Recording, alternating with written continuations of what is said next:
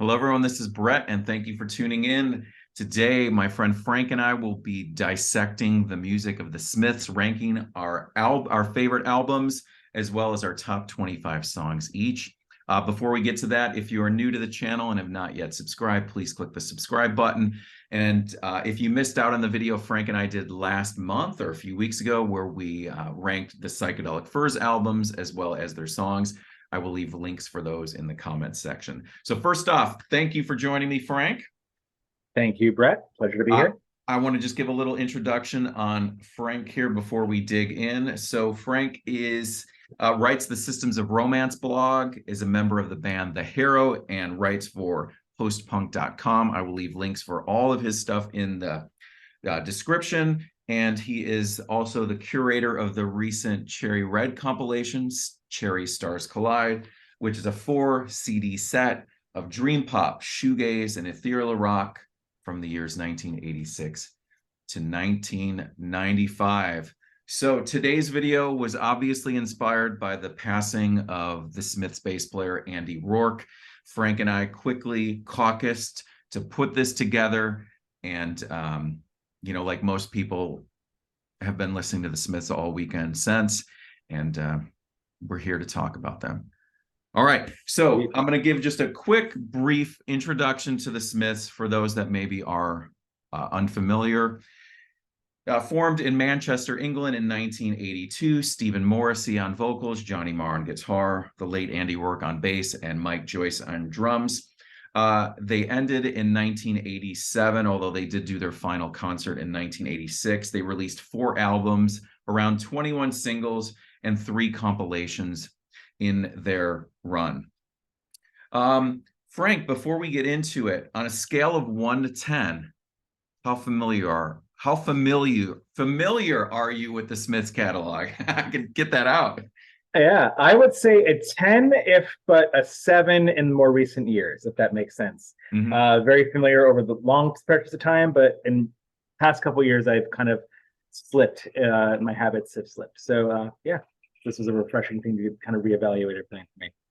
Right on. So the Smiths just have 4 studio albums. Their first one came out in 1984. Their final one came out in 1987. So we have a pretty small window of time. So the albums is going to go through pretty quickly here. Like we did in the Furs video, we haven't talked about our favorites, so it's all a mystery to each other as to what our choices are. So Frank and I decided to write down each of our predictions for the other's favorite album and favorite song. We'll reveal that right before the first one is shown in both instances. So you all ready to go, Frank?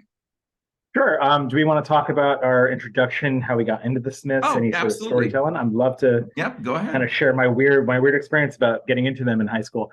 So my first doorway into the Smiths was actually Morrissey's first solo album, Viva Hate, featuring Vinnie Riley on guitar and also produced by Stephen Street, who we'll talk about plenty later. My history teacher, my AP history teacher, Mr. Sharp, would play it one day, would walk in and I'm like, what is this? He also got me into Portishead and Game Theory, this band that's like kind of the jangly REM sounding. So he got me into Morrissey, and then so after that, I was a member of Columbia House, those little CD scam things, or if you will, that had you got 20 CDs for $1, and then you were stuck buying $20 CDs until for the eternity. So that's where I got all the Smiths CDs from there. I just picked those all up and devoured them in high school. They were always glued in my Discman at all times. Bouncing between apartments, a lot of sad kid moments that the Smiths really were a big soundtrack part of my life. When I moved to Brooklyn in 2004, I got so overwhelmed with how much Smiths music was being played by DJs. This is like in the indie rock revival, post-punk revival era, and I was like, after a while, I was like, enough, like I can't hear Panic anymore, which culminated in a funny way in the San Francisco trip I took in 2015, where I saw these dudes just dancing in mirrors to Smiths songs and singing and kind of just postulating. And I'm just sitting here looking at these guys like, man. So it's been not a love-hate. It's just been I've loved this band. I always loved this band, but it kind of became too much between that and maybe, some of the Morrissey personality and political stuff. It's been a long time since I've really had that love. So with Andy Rourke's passing, it made me want to go back and listen to this anyway before we even decided to do this video. And yeah, I just kind of wanted to celebrate it and feel like I wanted to reconnect to it more. And that's it's good to do that. It's felt good to reevaluate and re-fall in love with a band that meant so much to me and kind of forgot I loved. So that's where I'm at with them. Very cool. It's funny you mentioned Columbia House. That would have been exactly what I said. Columbia House, high school cassette tape through Columbia House. My first album was The Queen Is Dead. I was a teenager. Sad, I would have had the opportunity. I was a teenager to see the Smiths, but unfortunately that didn't happen. But I've seen Morrissey solo, many times. And these days I do constantly reevaluate and discuss the songs of the Smiths, primarily just being a music teacher, as we were talking before, and I teach guitar and bass. So Andy Rourke is such a fascinating musician to study and dissect his bass lines, because such a versatile player. And when we think of this band was only around from 1982 to 1987, and these guys were really young back then. So such a huge important part of that music is, and I made a post about this the other day, is how Andy Rourke's bass lines just bob and weave around those just guitar lines that are so unique. And they were all recorded between the ages of 19 through 24 for Andy Rourke. So everything you're hearing on those Smiths records, where these guys were young and left a really lasting legacy of music. So I even, just as a little bit of a tribute, yesterday in one of my lessons, I started teaching one of my students Big Mouth Strikes Again on bass. So just to kind of tie that in. But there are songs that often get elaborated on in some of my lessons and stuff. So so kind of that's my history of the Smiths. And let's get started, Frank. What's your number 4? So this is gonna be short. All right. It's gonna be short and sweet. And let me mention this as well. Sorry to interrupt, Frank. No problem. We are going to be, like last time, we're gonna have a playlist. We'll have a Brett playlist. We'll have a Frank playlist, which also breaks down, so you can tune into our mixtape, so to speak. There will be links for those in the description as well. All right. Sorry, Frank. No problem. All right. So number 4 for me, with a bullet, is 1985's Meat is Murder. So for me, I've always had a harder time connecting to this album than any other of the recordings. I had it then, I just didn't play it as much. I like all of it, but to me, some of it's not as memorable to me. The production felt a little flat. It's self-produced, so I think testament to their youth. They were their playing was great, but the production, they had a little bit to learn on it. Stephen Street engineered this, but he did not mix it. Something I do love about this album is like the use of they started using those BBC samples to bring in mood, and just he would just record off the TV. So that's something they did the rest of their career, but it starts here, I believe. A lot of the tracks on here are a little more rockabilly, which has never been my favorite genre, so I think it's maybe why it doesn't hit me as hard as some of the other ones. That being said, so even if I find it inconsistent, I do like it, and of course something's got to be on the bottom. My favorite tracks on this one are the track Meat is Murder. Beautiful song. Second favorite is Barbarism Begins at Home. And opening track, The Headmaster Ritual, is a wonderful opener and statement of intent. Talk about all 3 of those a little later, maybe. So there you go. Meat is Murder for me, number 4. Good call, Frank. Number 4 for me, Meat is Murder. There you go. All right. So this was their second album, 1985. As much as I love this album, and I've had it for decades, I don't love a song on here until it gets to That Joke Isn't Funny Anymore. I agree with you. It's definitely a rockabilly influence. But a really honest look at this album, and I feel like I've always felt that way. I don't love a song on it until That Joke Isn't Funny anymore. And Andy Rourke's bass line on Barbarism Begins at Home, that dark funk. I mean, it's just a stellar a stellar groove, and one that I've referenced as we were talking about on bass. My favorite songs, Meat is Murder. Obviously, you just mentioned that one. That Joke Isn't Funny Anymore, and Well, I Wonder. But yeah, that's my number four. I know this is a lot of people's watching favorite album, but we all have to have a number four. And Exactly. this is both of ours. So there we go. Meat is Murder. Wow, that's like I think the first time we've ever completely matched up on anything. We've done a few things before. One. Totally. Wow. Well, let's see how the rest of this goes then. Yes. All right. So number three for me is the 1984 debut, The Smiths. My number three.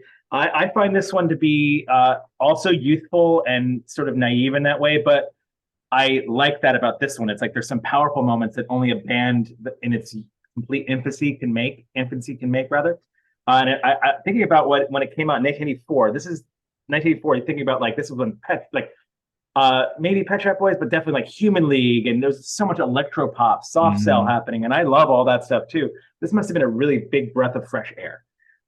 Hearing all this, guitar pop and hearing all these like 60s ballads that were kind of like, Morrissey has been very open about his love for like Sandy Shaw and like Cilla Black and like all these torch singers. And this record, the production of it's interesting. I find there's some muted drums, but the beauty, I find it to be stronger than Meat is Murder, and definitely a really big statement of intent, especially when you pair it with some of the singles they were doing at the time. I just feel it really came out swinging with this one. And my three favorite songs in this one, number one, What Difference Does It Make? Which is kind of a rockabilly song, but it kicks ass. Number two, Hand in Glove, which is the first of many references to, sexuality and homosexuality, which is a big thing for the Smiths. And number three is Suffer Little Children. So 1984, Smiths debut. Excellent. All right. Number three for me, the fourth and final album from 1987, Strange Ways, Here We Come, produced with Stephen Street. I think this album has a great side one and an amazing kickoff to side two with Last Night I Dreamt That Somebody Loved Me. But I feel like for me, it loses some steam on the last four songs of the album, the last three in particular. So with that being said, my three favorite songs on this one, Last Night I Dreamt That Somebody Loved Me, Death of a Disco Dancer, and Girlfriend in a Coma. Number three, the final Smiths album, Strange Ways, Here We Come. It's serious. All right. Jumping into number two. For me, number two, this is going to be shocking, is 1986's Queen is Dead, complete with the $6 sticker that this was purchased for back in the day. I'm pretty sure my friend, not bad. Pretty sure I'll buy that for $6. I'm pretty sure that my friend Todd gave this to me, and if he did, if that's the case, thank you, Todd. So for me, I find this one to be a huge leap forward, obviously, from Meat is Murder. This is probably their most consistent record as far as front to back. There's nothing wrong here. There are moments where they get more of a hard rock vibe, and the ballads on this one. There are some sweeping and crushing moments. The one song I don't love on here is frankly Mr. Shankly, but I do have a sweet memory of a old band member using it as a greeting when I walk in the room. He's like, "Frankly, Mr. Shankly, how you doing?" So so this one for me though, it's hard to put number two because it's really great. Number one track on here, Big Mouth Strikes Again. Number two track, No One Had Never, speaking of those sweeping big ballads. And number three favorite, Queen is Dead, the opening track. So 1986, Queen is Dead, number two. All right. Number two for me is the debut, 1984. You already touched on some of the things that I would mention. It has a real murkiness in production that compared to like the Queen is Dead or something, or even Meat is Murder, the sound of the drums in particular are really interesting, and so much great stuff on this one. But there's one thing on this album that I've never been able to warm up to, and that is the falsetto on Miserable Lie. The song Miserable Lie, the first 50 seconds of that are perfection for me. And then it makes that change where it picks up and I need advice, you know, and I Yeah. never warmed up to that. So that's the only that's probably what kind of battles this one out for why it's in the number 2 spot. Favorite songs on this one, Suffer Little Children. I mean, we'll get into that in our song ranking. Um, the the opening track, Reel Around the Fountain, is just stellar. And then though you also mentioned Hand in Glove. But there are some other amazing songs on this one as well, which we'll discuss further. And I just love the credits on this one: the bass guitar, the drums. Oh wow. I don't know if I So, noticed that. Let me see. Does my copy do that? Go on. yeah. So, anyways, yeah, Oh that's yeah. number 2. Yeah. So Right on. obviously, we're at the point, Frank, where we know what each other's number 1 album is, and I'm curious. Let's go ahead and hold up our cards here to see what we chose for each other. Look at that. Look at that. We got it. We We got it got right. it. We did it. For some Fantastic. reason, I was just like, Frank Strangeway, that just feels right. It feels right, and it is right. And here it is. I'll hold it up. Yeah, here we go. And mine also has that promotional stamp that you had. Look at that. Yeah. Yeah, cool. I guess this was a very common thing for the US copies. So Strange Ways. There's a very clear reason why it's my favorite. It was the first one I ever heard, that Columbia House CD. This is the first one, other than Louder and Bombs, which I think I got in the same package, and we'll talk about that later. So this was the first introduction to the Smiths as a whole. And yeah, like Brett said, I find you can argue that it's less consistent than Queen is Dead, but I find it to be more interesting. It's like the band was on fire at this point. Stephen Street as a producer, the songwriting was there. They'd kind of finally worked out some of the production kinks. The highs are just so high for me on this one. So I took this one very deeply as a disenfranchised 16-year-old. And I love the melodrama in this album. Number 1 track for me is also Last Night I Dreamt That Somebody Loved Me. Second favorite track is A Rush and a Push in The Land Is Ours. And third is Stop Me If You Think You've Heard This One Before. All 3 long, long song titles, but here we are. Number 1, Strangers, Here We Come. Excellent choice, Frank. So number 1 then for me is obviously the third album from 1986, The Queen is Dead, with that famous photo of the band. As we talked in the intro, this was the first one I got, and it sounds like that yours was also the first, which seems to be a reoccurring theme. This album, back when I was a teenager and listened to it, I got that cassette, Columbia House. I have such a distinct memory of we were driving back on a road trip with my family to Chicago, and our station wagon did not have a cassette player in it. So I would bring with this little cassette player that I'd often listen to music on the floor in my bedroom, and play bass along with it to figure out bass lines. And so I brought that with on this road trip, and I would play various cassettes in the car. And it was like late at night, you're somewhere, in the middle of, I don't know, Nebraska, and it's pitch black out on this drive. And I remember having that playing, and my dad was driving, and he's like, are we listening to funeral marches back there? But we were talking, we were out with my parents last night, and my dad, he brings up the Smiths because the place we were at was playing a great assortment of music, and my dad brought up the Smiths, and it's just funny to think about those times, and from whatever that was, 35 years ago. So for me, I think this album is kind of a masterpiece, maybe one of my favorite albums of all time. Frankly, Mr. Shankly, you had mentioned about, that sandwich in between the lightheartedness of that song in between these two really heavy hitters is such an interesting one. Frankly, Mr. Shankly kicks in. It's such a weird, a palate cleanser. I love it. So it's just kind of an interesting a song that they chose to put as track 2. And then the memory of Some Girls Are Bigger Than Others, when I had that cassette tape and how it does those weird fade ins and fade outs, I always think about when I hear that song how I thought that there was a problem with my cassette tape or my cassette player back then, and some weird warping was occurring. Obviously, that was intentional part of the song. Mhm. Favorites on this one: the opening track, "The Queen Is Dead," "I Know It's Over," "Big Mouth Strikes Again." But I mean, "The Boy with the Thorn in His Side," "There's a Light That Never Goes Out," "Never Had No One Ever." I mean, could mention so many songs off of this one. So, anyways, that is my number one. "The Queen Is Dead." So, Frank, we both predicted each other's, Did and it. very cool. So now we're going to dig in to our ranked 25 to number one, each of our favorite songs. I'm kind of approaching this as a mixtape that I would make for a friend to give them a taste of which songs I love about this by the Smiths. Mhm. And ready whenever you are, Frank. You want to start at your number 25?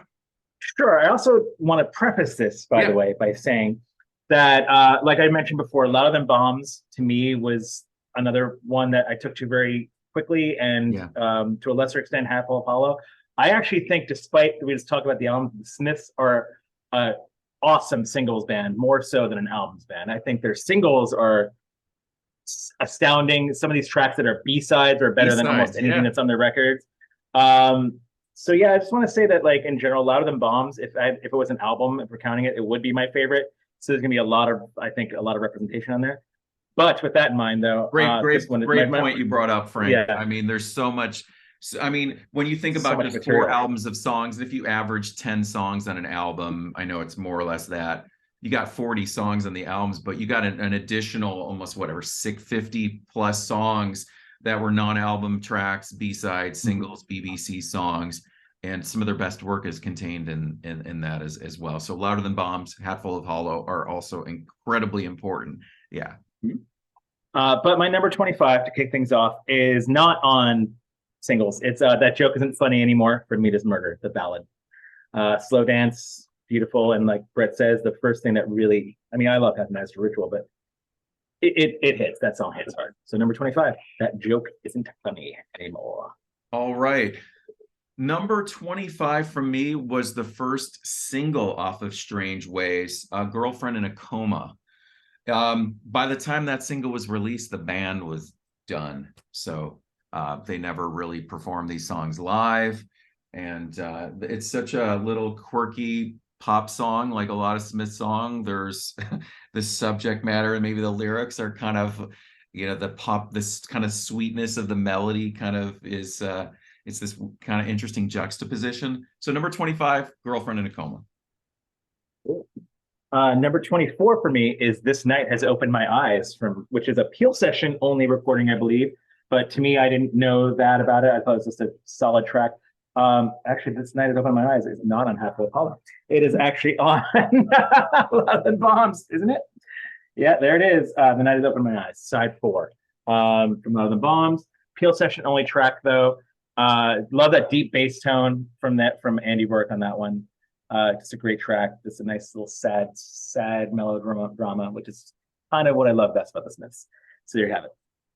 Frank, out of all these songs in these numbering, how do we get the same number 24?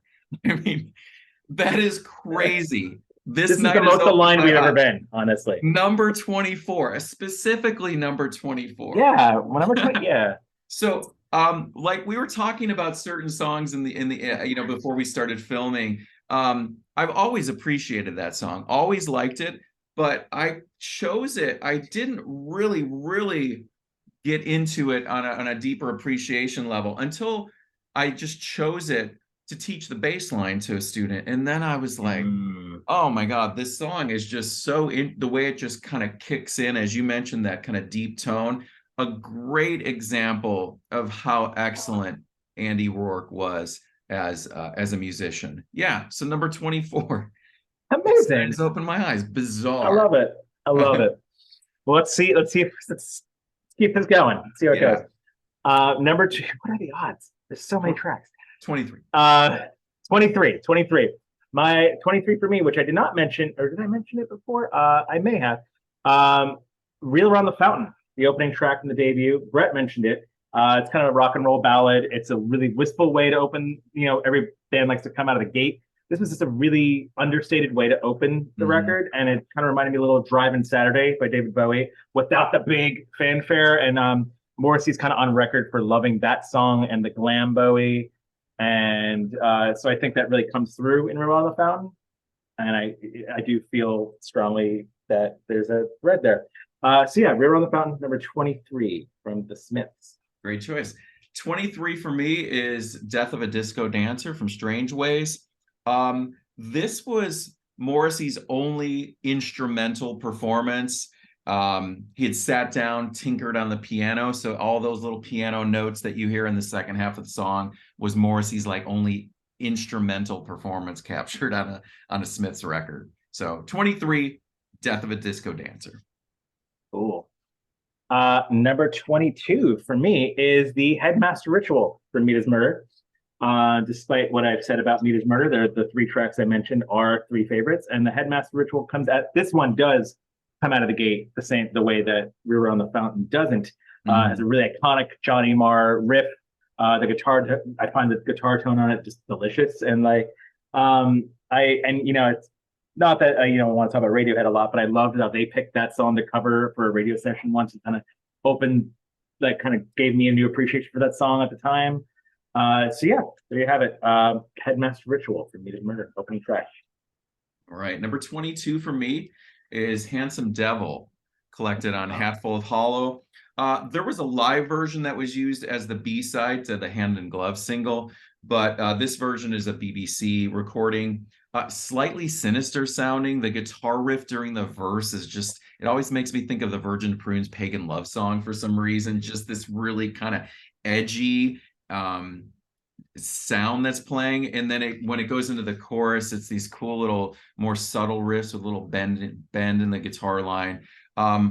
That song, I always just, when it comes on, it's just energetic. It's just, once again, it just shows how the Smiths had all these like kind of great moments that weren't captured on their regular albums as well. "Handsome Devil," number 22. Good. Number 21. Just gonna get all the opening tracks out of the way, I think. Number 21 for me is "The Queen is Dead," the opening track from "The Queen is Dead" in 1986. Brett already mentioned the way that sounds like it's kind of broken at the beginning, and like, is my stereo wrong? This the way it's kind of just the tape, whatever they're doing to like manipulate it. It hits hard. This is the one that I think has the hard rock feeling that I'll talk about one other song that does that I love. But really, it's something that like you wouldn't expect from the Smiths. They were kind of jangly, kind of understated before this. It's just wow, like hard rock. It's like, you guys listen to Aerosmith before you did this or something? But anyway, long story short, what I love about it too, and it's something I guess we can talk about in Big Mouth, but the same way the tape manipulates and the way it changes his voice in the beginning, I think The Cure kind of did that a little on Disintegration, did the same kind of trick on that track. But anyway, it's just a really cool song and a really interesting number, and it rips.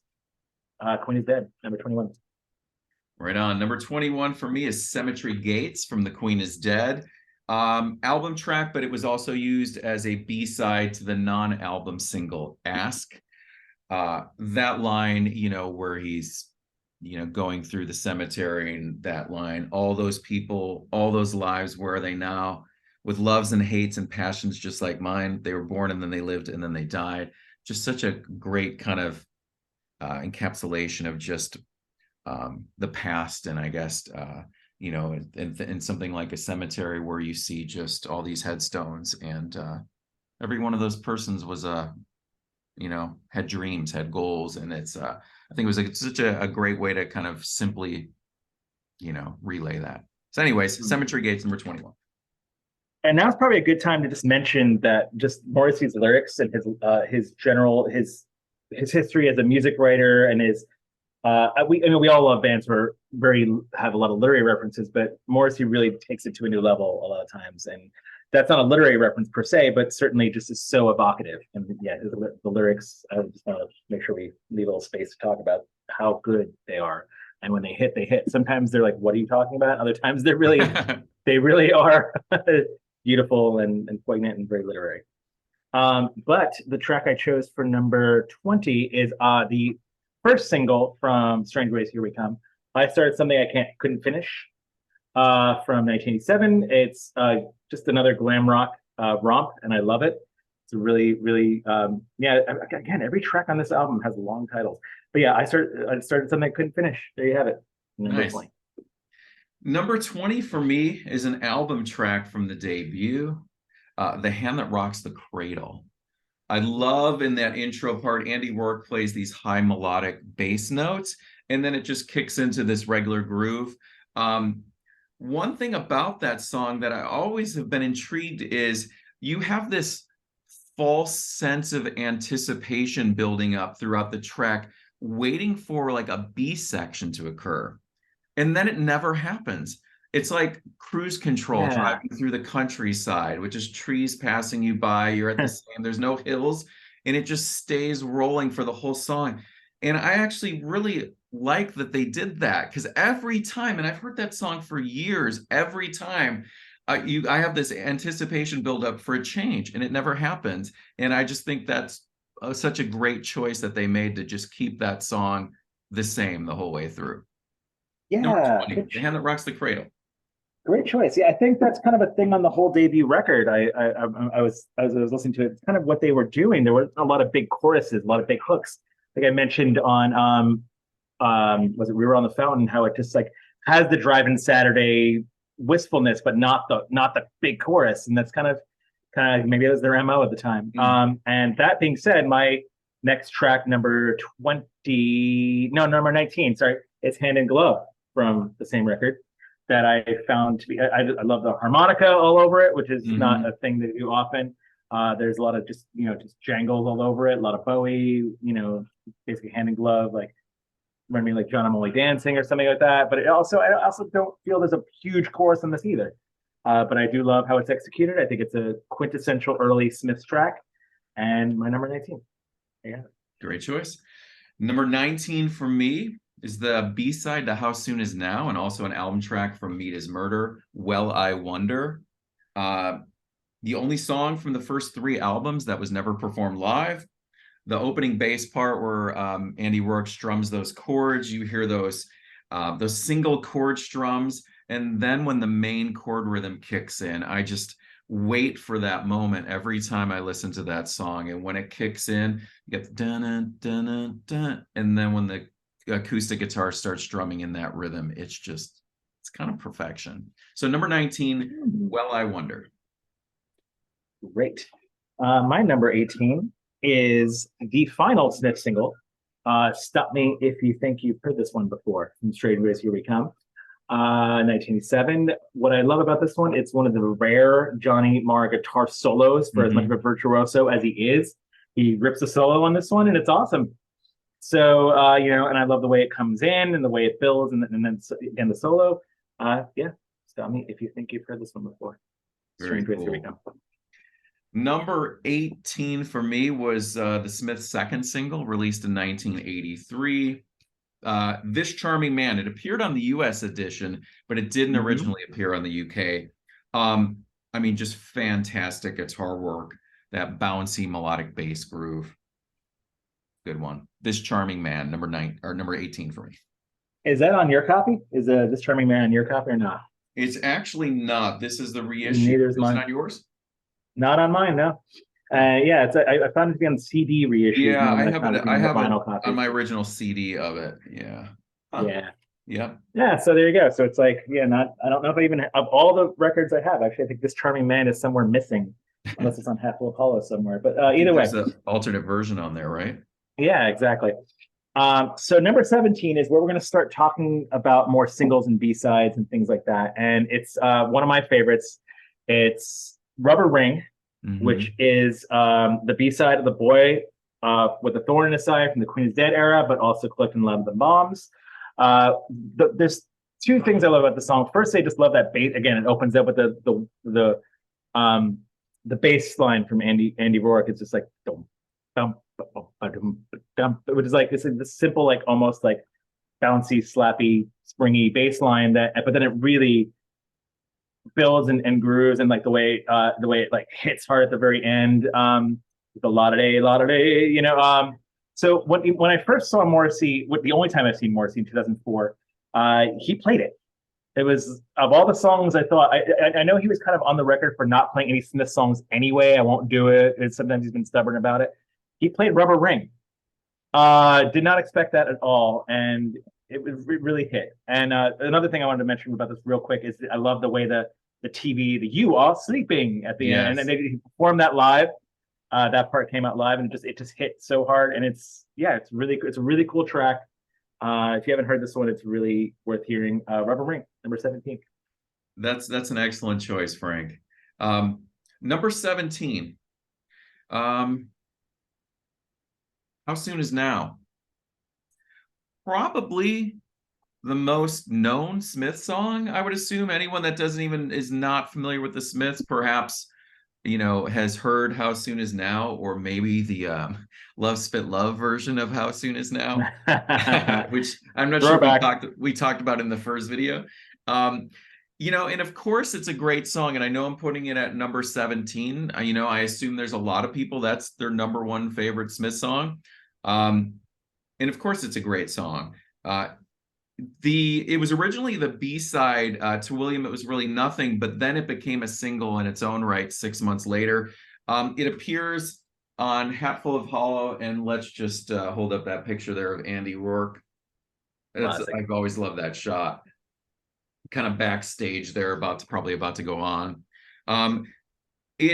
It doesn't appear on my vinyl copy of Meet His Murder, but it was always on my US CD that I originally had. So I've always known doesn't belong on there at all. Known that in the track listing of that, but I like it without it on there. So whenever I pull out the vinyl copy and listen to it, I appreciate that, not being tagged in there or tagged onto it. So yeah, number 17 for me, How Soon Is Now, with that obviously iconic tremolo guitar sound that when you hear it play or you hear it start, you immediately know what it is, unless of that one fakey song that came out. Was it Hippie Chick? What was that song that kind of sampled that? Nope, someone will mention it, and I'm gonna have to play it for you later, Frank. Yeah, but there was a song that used that, and then you'd be listening to it, and you're like, "Is this gonna be How Soon Is Now, or is it this song?" Someone will leave a comment about that, what it is, if I don't address it first in the description. So, anyways, number 17 is How Soon Is Now, which is also my number 16. So there we go. And you kind of said it so well, so I don't have too much to add. I agree that while it's the most iconic Smith song, and one could argue it's over, but I think it's perfect. So there's no problems here. Yeah, the shimmering intro, the sweeping licks, the way it just kind of, just grooves on, the way Morrissey's vocals soar. There's definitely there's a reason why it's been used on soundtracks, or it's been used as the quintessential 80s bedroom song, where you're just basically feeling it both angsty, but also it's great. You summed it up. I can't believe it was a B-side at first, given how it has single all over it. It's dancey. You can dance. You've heard it in clubs a million times. I'm sure it was played back then in the 80s a lot. Yeah, so it was a side of the Smiths that you don't hear often, and still to date doesn't exist on many of their other recordings. So yeah, hard to believe it's a B-side. I can see why it's a club hit, and yeah, there it is. How Soon Is Now? All right, number 16 for me is their debut single from 1983, Hand in Glove. A remixed version appeared on the debut. So number 16, Hand in Glove. Great. Number 15 for me is a standalone single from 1986, compiled on Louder Than Bombs. Irrefutably fun. It is Ask. Those hand claps, man. It's so good. So I don't have, no spoiler alert here. I don't have This Charming Man on my list. This Charming Man and Ask and Panic were the three songs that I loved as a kid, but then heard over and over again, thanks to Brooklyn hipster culture and DJs who were just only playing electro clash, but also these songs. So I got a little sick of all of them, but Ask, and re-listening to this, I was like, nah, Ask is great, shut up. So having spent some time away from it and coming back to it, I found it to be just as awesome and just as powerful and just as fun.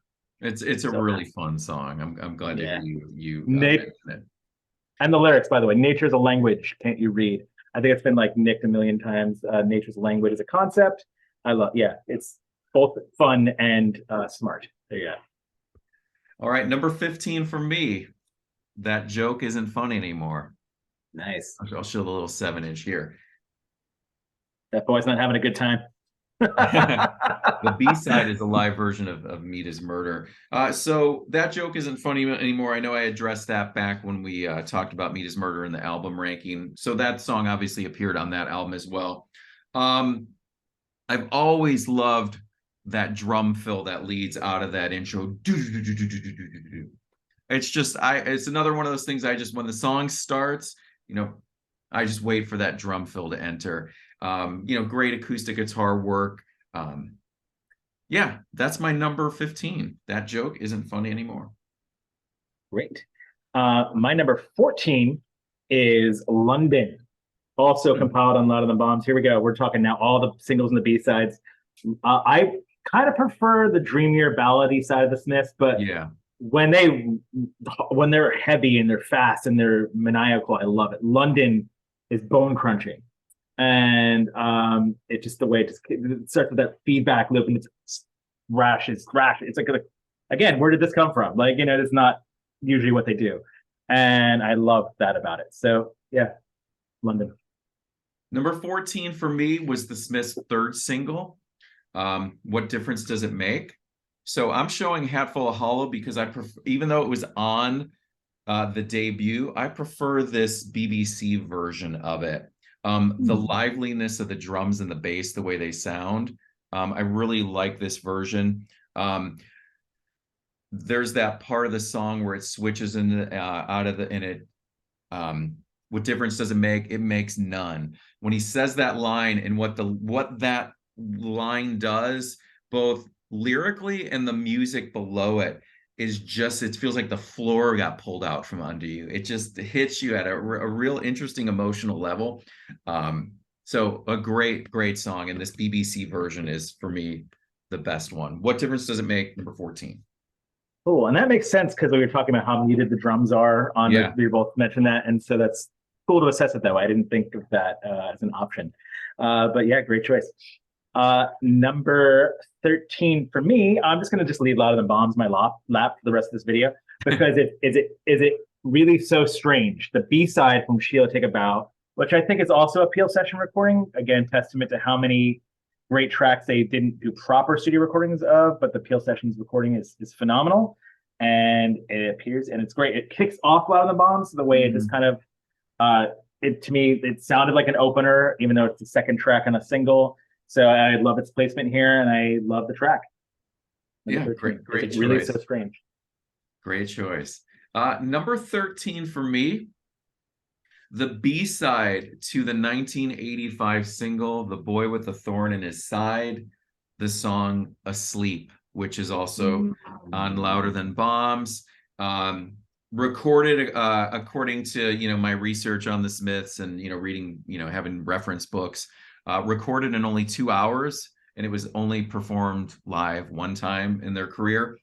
The song is Asleep. It's kind of feels like a lullaby in a way, obviously a dark song, but I'm sure I fell asleep to that song many times in my younger years. So yeah, the B-side to the Boy with the Thorn in His Side. There it is. Phenomenal choice. That is my number 13. Cool. My number 12 is Meat is Murder, closing track from Meat is Murder. So, you can argue how the preachiness of it, but it's still a good message. And in general, it's stunning. It is just intense. It is brooding. It is, it's just kind of one of the darkest songs I think they have. And it's a great closing track. So there you have it. Meat is Murder. Well said. Number 12. I'm just going to keep this one out. The Boy with the Thorn in His Side. It was the first single from The Queen is Dead, although the version that is on The Queen is Dead is a slightly different remix of it. A great song. One of those that I don't even think I mentioned in my top 3 favorites from The Queen is Dead on the album, but here it is at number 12. So just a great one.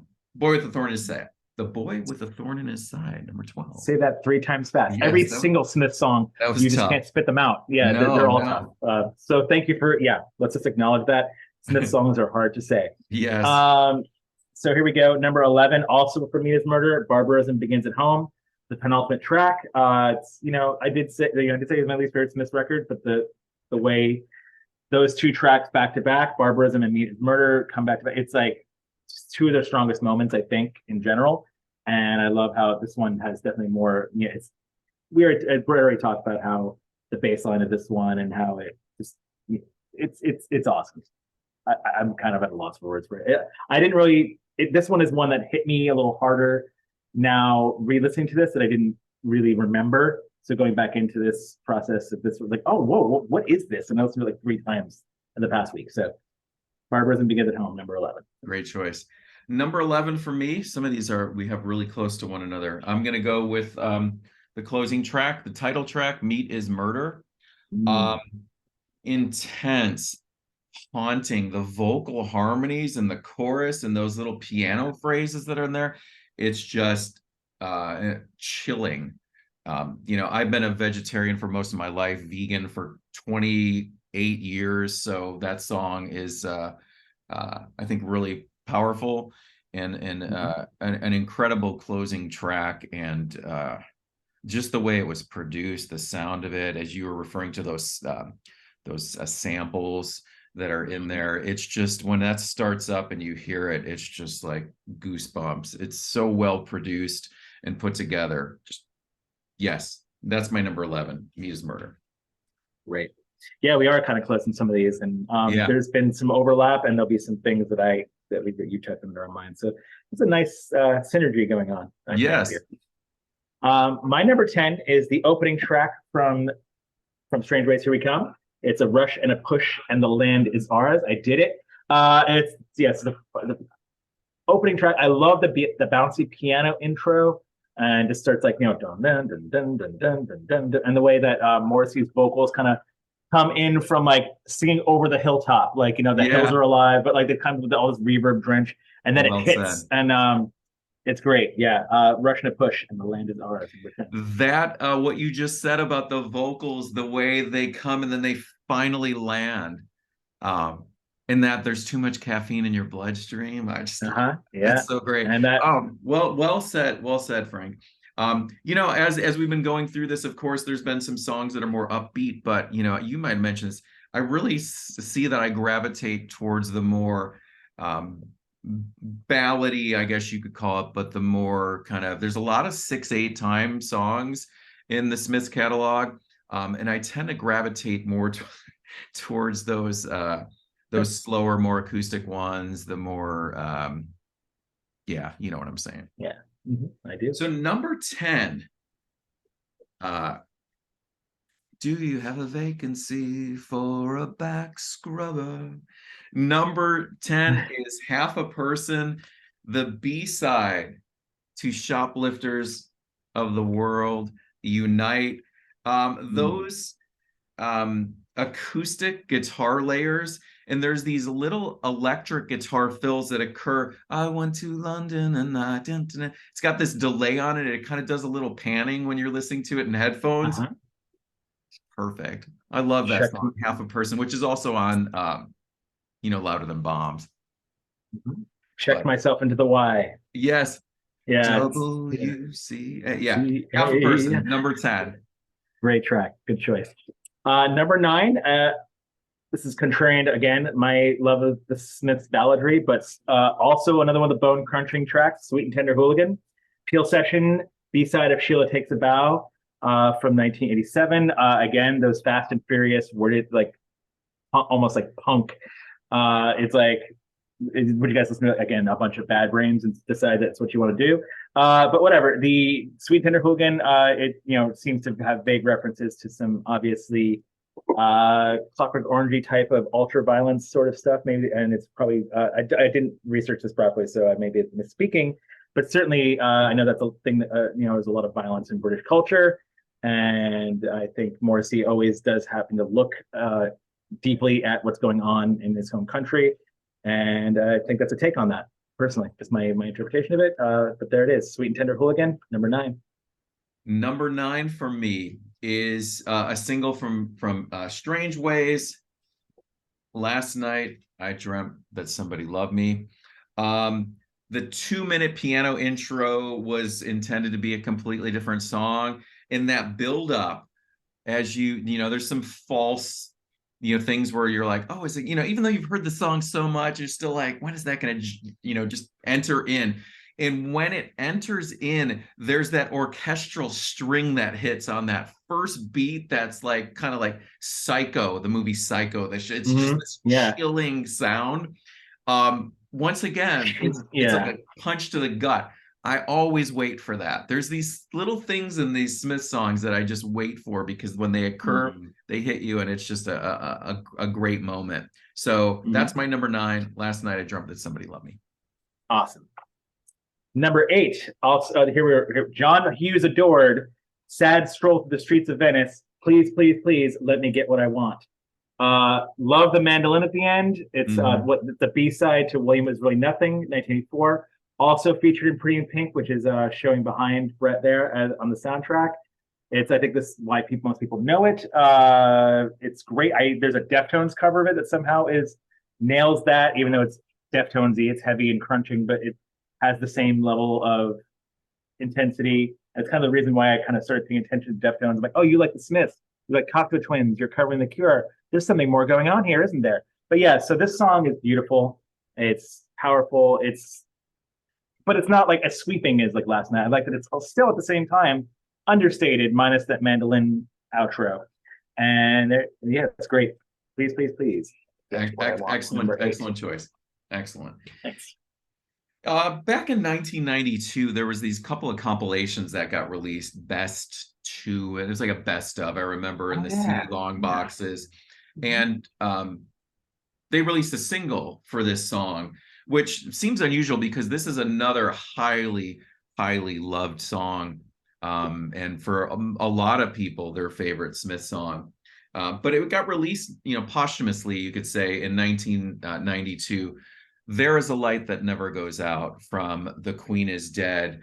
And I want to reference this book that I pulled out by Simon Goddard, The Smiths, the Songs That Saved Your Life, which goes through all the songs in the catalog. And there was a passage in this where it was a summer evening in 1985, and Morrissey stopped by Johnny Marr's house to write some new songs, some new material.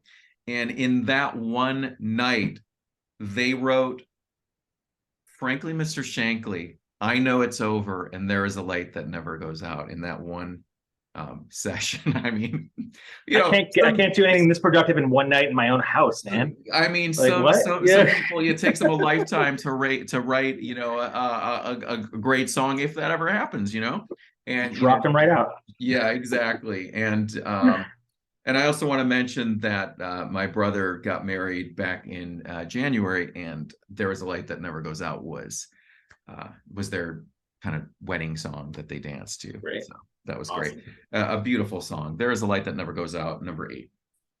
Okay. My number 7 is There Is a Light That Never Goes Out. So we're back to back on that one. And I find it's everything is in its right place. I'm actually kind of confused that it's not the closer to Queen Is Dead. That's a weird sequencing choice. It does have that epic closing anthem. It's usually one of his solo set list closers. It's one of the Smiths' most anthemic songs, not big, but just one of the most well-known and well-cherished. So yeah, it's kind of bizarre that this album ends with some girls that are bigger than others, but There's a Light That never goes out. I feel the same way about it. It's beautiful, it's stunning, and wonderful. There you are. Great choice. All right, number 7. We're kind of weaving around each other here. Please, please, please let me get what I want. Of course, it's on Pretty in Pink.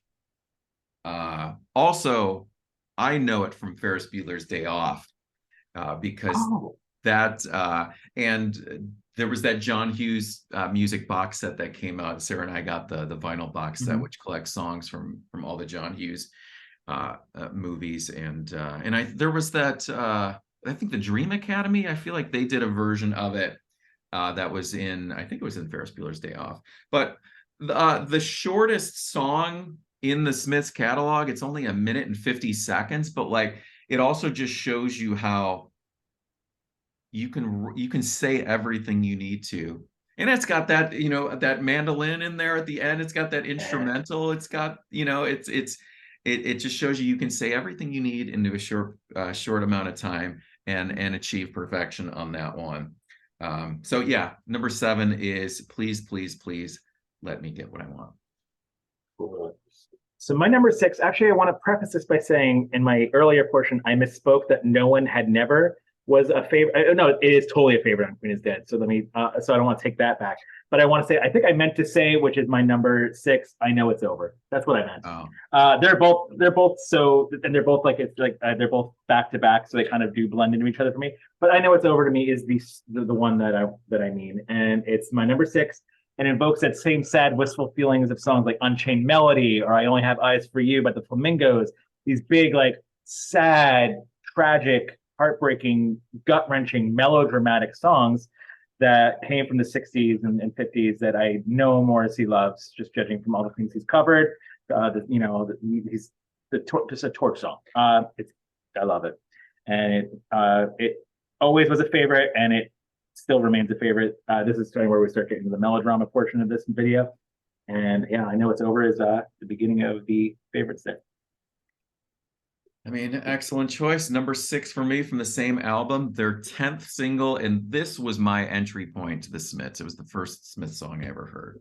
And that is Big Mouth Strikes Again. Those sped up vocal harmonies that are in there that you had referenced before. From what I read, they originally had Christy McCall record those high vocals, and then they decided to not use those, and then they did the, you know, sped up the tape or whatever they did, and that's what ended up on the final version. Such a great song. The acoustic guitar part, the kind of ascending chord strumming there is it's just so instantly. The first chord is a C sharp minor. I will hear a C sharp minor chord in anything and think of Big Mouth Strikes Again because it's so ingrained in my head. It's just so well played. Yeah, number 6, Big Mouth Strikes Again. We are chasing each other because that is my number 5. And I cannot say much more than what you just said. The way the drums crash in, the intro, it rips hard. The flames rose from her almond nose and her Walkman started to melt. I love the lyrics. I liked Placebo's cover. I think that did I hear the Placebo cover for? No, because I was into the Smiths in high school, and the Placebo cover came out with the Black Market music era. Either way, that was a good cover of it. But in general, yeah, this song just rules, and I'm never tired of it.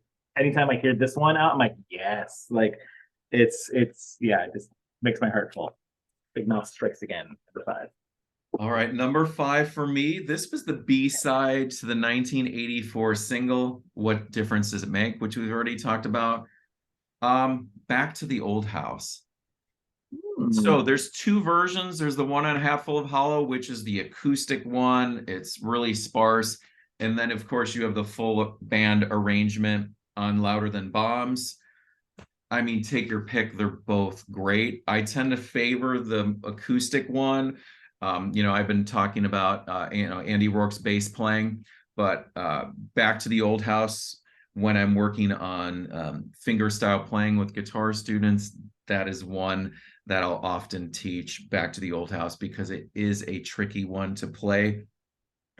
A stellar song. Anyone that's moved away from their childhood home, left behind years of memories, friendships, crushes, that kind of thing. It's so well put in Back to the Old House. And I don't think any emotion is lessened between the 2 different versions. I think they're both great. Yeah, number 5 for me, Back to the Old House. Great choice. I don't know why it's not on my list because it is awesome and I love it, but it's good. You don't want to listen to 2 mixes of the same songs over and over again, right? Or maybe you do. That's kind of the Smiths thing, isn't it? Anyway, my number four, we've talked about it before as well, is What Difference Does It Make? That guitar intro to this, just the band, like this the Oh way it yeah. just hits those notes. It's like makes it sound so easy. It's just everything in place. And like I said before, I don't necessarily usually love the Smiths rockabilly vibes, but this is the epitome of that sound, and it's a real corker. And I love hearing this one out. I wish I heard it out more amongst all the other played DJ Smith songs. This is the one that I would love to dance to. What difference does it make from the Smiths? And great call on the BBC Sessions version as well. Yeah, yeah. Yeah. Great. I'm really happy to hear you acknowledge that one. I think that it's a great one for sure. Number four for me, Big Mouth Strikes Again was the first one that I heard. This is the song that I think I just really hit me the hardest when I first heard it, and it kind of made me fall in love with the song, the album, and that's I Know It's Over. You already addressed that. That's the one that was playing in that road trip I was referring to on the cassette. It's pretty sprawling. It's like whatever it is, like 6 minutes long, I think. And it's just such an emotional roller coaster.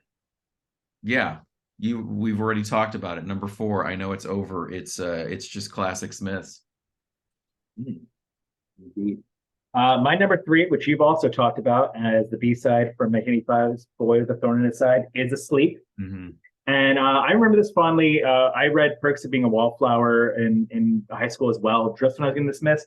And there's this moment where the main character is obsessed with the song, puts it on every mixtape, listens to the song over and over again, and that's me. So yeah, that was actually me. It really resonated. So what I love about this, I don't have the single, but I know this goes back to back with Rubber Ring, and the way that the TV sample in Rubber Ring that the You Are Sleeping goes into the wind. I've listened to a digital recording of that where it fades into the wind that blows throughout this entire song, and just kind of the transition between those two songs, both of which are two favorites, just kill me. Yeah, Asleep, number three. Excellent. I was hoping that was going to be on your list. Oh yes. Number three, another one that you talked about. I feel like this was in the 20s on your list. This is going to be my number three. Wow. Opening track, Reel Around the Fountain. I mean, as you said, it was an interesting choice to start the album when that drum beat kind of kicks in. The piano was played by Paul Carrack from Squeeze. He played with Roxy Music, Mike and the Mechanics. Oh, yeah. So I've been mentioning these things, these moments that you kind of wait for when the song begins, and you get through like 4 minutes of this kind of movement throughout the song, but there's that lightheartedness that occurs right around the 4-minute mark where it goes into that bridge. I dreamt about you last night, kind of whimsical, more kind of just airy, before it just ends and it gets kind of back to kind of the real kind of seriousness of what kind of came before it. And then there's that unsettling organ that's in there when you listen in headphones that you pick out, and it's just like this ever presence that comes back, that kind of drops out during that bridge section, and then it re-enters, and then it's just that ominous feeling that you get from it. That song, just incredible, I think. Reel Around the Fountain, number three. Very, very good. My number two is something I'm surprised wasn't on your list, Brett, and it's Shoplifters of the World Unite. It's a standalone single, also collected on Love and Bombs. I think it's one of their final singles. Another one of those rare guitar solos from Johnny Marr. When that kicks in, it's like almost a hair metal. The harmonics on it, it's just like, yeah. Oh, yep. But yeah, just the way it just, hair metal. Like, again, another one of those unsuspecting, just guitar, like very 80s in a way, but it rules. I sing it at karaoke a lot. Usually it's my go-to Smith song for karaoke. I love that lyric. I was bored before I even began. I love the way he almost stumbles over himself in the lyrics, like in the 6 months is a long time. And it's like he almost can't catch his breath on it. But it's so glossy and well executed. And, what a great track. Yeah, Shoplifters of the World, unite and take over. Yeah, great call. Great song. Number two for me, I think it's just one of the best album openers. The thunderous drums, high energy, witty lyricism, the opening track, title track from The Queen is Dead. The Queen is Dead. I feel like I just read something the other day when, with the passing of Andy Rourke, where Johnny Marr referenced about how when Andy Rourke was laying down the bass line for that, how it was just something to the effect like a moment he would never forget. It was just so powerful. And yeah, and just the way the song starts, take me back to dear old life, and then it just kicks in with those drum. It's just so well played. It's just it's a great opener. Yeah, excellent. Number 2, The Queen is Dead. All right, here we go. All right, here's the reveal time. So obviously, as already addressed, neither Frank nor I know. Everything's been a surprise on the list, but I'm gonna reveal my card for what I think is Frank's number 1. I have absolutely no context on this, but I'm feeling kind of good about this because I did get your number 1 album right. I think you're right. You are right. You are correct, and I'll talk about it in a second. I was wrong. I wrote, please, please, please let me get what I want, because I know you're a huge John Hughes fan, and that seemed to maybe be the choice. So you are absolutely right. And it is Last Night I Dreamt Somebody Loved Me. Interesting. Play this at my funeral. It was the first record, again, I said it was the first record I heard of theirs. It was immediately the best song as a 16-year-old, unloved, unwanted, whatever, high school angst feeling. And you've already mentioned the way the strings come in and build a piano intro with that psycho stab. But for me, the moment that I listened for is to the end where the cello dun dun dun dun dun dun dun dun, and when it goes, the way it's so soaring. I was so floored the first time I hear it. I'm forever floored. It just seems to me that I thought going into this that this was always my number 1, and I didn't think it was going to be unseated. But I worry that maybe as I've gotten older, I turned 41 this week. Maybe, I don't know, maybe I'm over the melodrama. And then I heard it again, I'm like, no, it's still my favorite. I'm still here for it.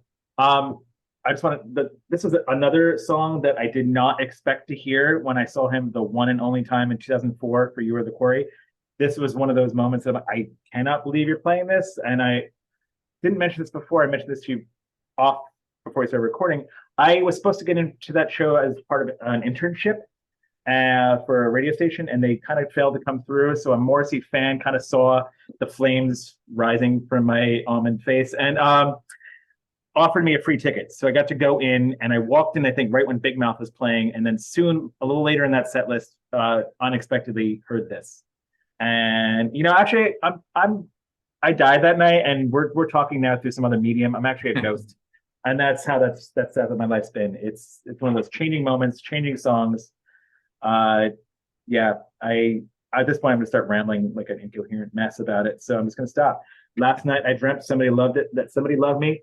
Thank you for predicting it. Right on the nose, Brett. Yeah, it just seemed like that would be the choice for you. It just felt right. I'm pleased with myself. You should be. So number 1 for me. This one, I just remember when I first heard this song, and it's kind of disturbing. It's dark, and it was the second song that they wrote as a songwriting team back, and it was performed at their very first show in 1982, and they never played it again. Suffer Little Children, the closing song from the first album. I used this before, haunting and chilling, all about the Moors murders. And that song is just, it's emotional. It's kind of scary. It's just such an interesting song, and the way it closes the album. I think it's a kind of the way that album is bookended with Reel Around the Fountain and Suffer Little Children. It kind of closes out kind of in the realm of where it began. And I think it's that song in particular. If you don't know "Suffer Little Children" and you know you have kind of a maybe a looser background in listening to the Smiths, that song is probably one that doesn't, I would assume, doesn't get a whole lot of attention. Maybe a lesser known track, but for me, my number one song, "Suffer Little Children." Great choice. And did not see that coming.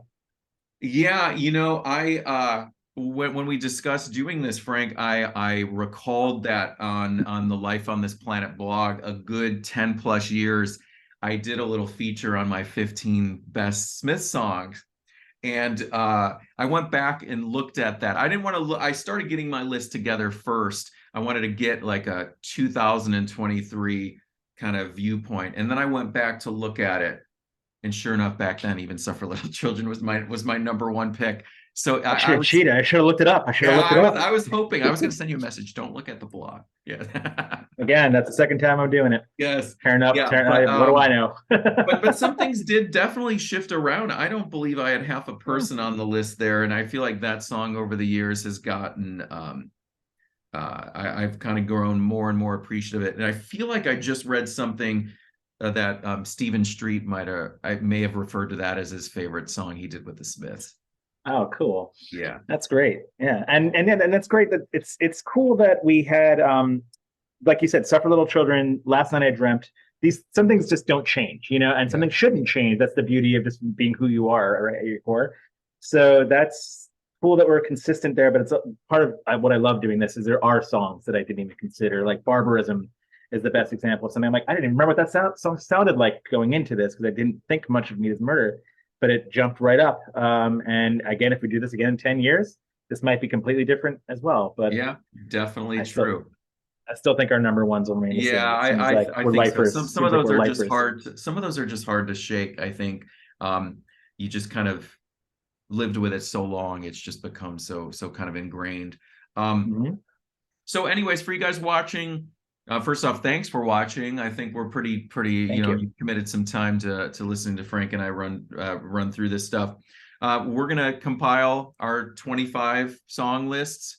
There will be links for those in the description. Also, please check out our Psychedelic Furs videos. There was the album one and the song ranking. That was super fun to put together, and it's always just really fun to do such a deep dive on an artist and just listen to their discography. And doing these, I just always end up going chronologically too. Even though these albums I knew so well, it was also in tribute to Andy Rourke, and to be able to just kind of absorb everything and all at one time was pretty great.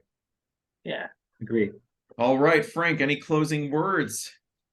No, thank you as always for having me. This is always a pleasure, and like you said, it was really great to. And did we mention this, that like neither of us really planned to do this? We were just kind of talking and like, hey, I've already been listening to the Smiths all weekend anyway. Let's do this. Yeah. And it's really nice to be doing this on a nice off the cuff, beautiful Sunday. Yeah. To be hanging out and celebrating this music. And much love to Andy Rourke and his family and the Smiths and the rest of the band. Thanks for making my teenage years tolerable. Absolutely. Well, thank you guys for watching. And Frank and I will be back with a new artist. If you guys got some suggestions you'd like to also throw out, we have a list of ones that we are pondering, but always open to hearing some suggestions as well. Yeah. All right, guys. Thank you for tuning in. We'll see you next time. Bye. Bye-bye.